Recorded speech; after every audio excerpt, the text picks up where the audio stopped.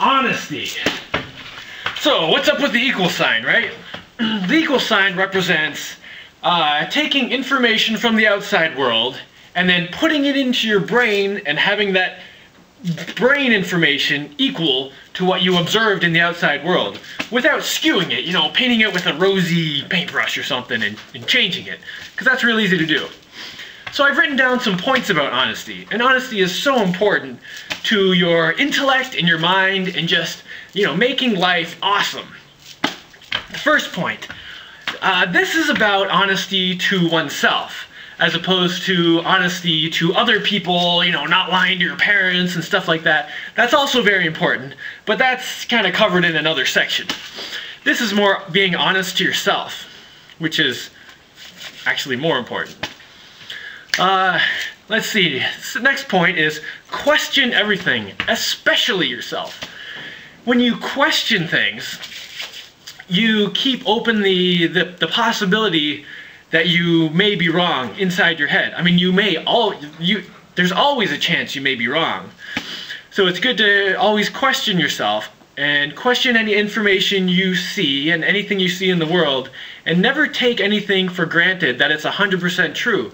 Because once you think you know something, you close your mind, and it makes it very difficult to learn when your mind is closed. But if you keep questioning things, you end up maintaining the knowledge and information in your head, and it doesn't get skewed. Because once you think you know things, and then other people put this other information into your head, and you're like, oh yeah, I know that too. It just takes one tiny little piece of information that's wrong to kind of throw a monkey wrench into like piles and piles of other thoughts in your head. So keep questioning yourself. And everyone else. Oh, I already covered point number 3. Excellent. That was never think you absolutely know anything, because that closes your mind. Alright, my 4th point here. It's kind of a way to deal with having information in your head that you don't presume is absolutely right or absolutely wrong. Now I can tell you what I do, which is I sort of assign a score to every piece of information in my head. As it's coming in, it gets a score. And the score is based on where it's coming from, and if the information makes sense, if it fits with other information in my head, and that may change scores of other pieces of information if they conflict. Now the way I score in my head is kind of abstract and would be difficult to explain, but the equivalent would basically be taking information and as it comes into my head, assigning it a score between 0% and 100%. So 0% would be like totally, absolutely untrue. No chance, no possibility of accuracy. 100% would be, this is the gospel. It is absolutely true. And now in my head, nothing has a 100% and nothing has a 0%, because anything is possible. It is possible that I don't have 2 feet right now. As I check in my head, that's got, I mean, the abstract, if I translate it into a percentage score, that's got like a 99.9999, lots of 9% chance accuracy that I do have 2 feet. And I will look down and confirm, yes, I do in fact have 2 feet. That score beside I have 2 feet will remain basically as high as it can be without being 100%. Because once it's 100%, you close your mind and you stop learning. So let's see. Oh, I covered the next one. So you can use this information to analyze information from other people. Now, I do this a lot when other people are telling me things, particularly with people I don't know very well. You know, if you know someone pretty well, you kind of have an idea of how reliable they are. But if you're dealing with someone you don't know at all, you don't have a lot to base it on. So one thing that I've been able to use to kind of judge how honest and accurate people are is when people declare that they are 100% absolutely positive something is true. That reduces the score in my head quite a bit. It kind of like cuts it in half, because then I'm like, well, if this person is 100% positive that this is accurate, they're not questioning it for themselves. They're not maintaining their own information and checking its own accuracy. They're just presuming, taking for granted that it's accurate. And if they're not even checking, I mean, how am I going to trust what they're saying? So I trust people a lot more when they say something like, okay, this is what the information I have based on, you know, everything available. I am pretty sure this is accurate, and you know, I'm as sure as I can be without, you know, pretending I know everything. And then I'll say, wow, this person has actually thought about it, and they're giving me this information with an open mind, and they've probably been maintaining this information in their head. So it's probably a lot more accurate, and I'll increase the point score for information coming from those people. Let's see. Next, the mob does not make truth. Now, this is something I see a lot, where people kind of, one person tells another person something that may or may not be accurate, and they tell someone else, and next thing you know, everyone's just going around saying, well, everyone knows it's true. And I'm not going to give any examples of this because it always brings up all kinds of arguments. But anytime someone says to me, well, everyone knows it's true, that drops the score way down, because I know they're not checking. They're not questioning it. They're just presuming that because everyone else said so, it must be true.